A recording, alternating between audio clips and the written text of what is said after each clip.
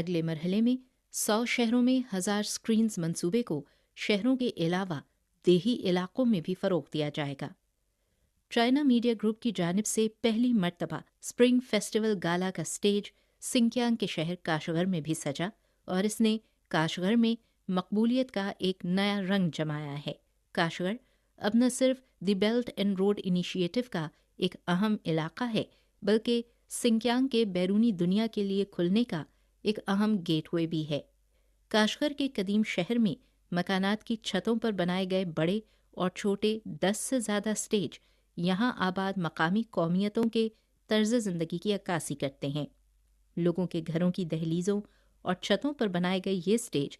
virtual اور real کے امتزاج سے ناظرین کے لیے ایک خوبصورت اور تہ در تہ منظر تخلیق کرتے ہیں جو ناظرین کے سامنے ایک وزادار اور جدید کاشغر پیش کرتے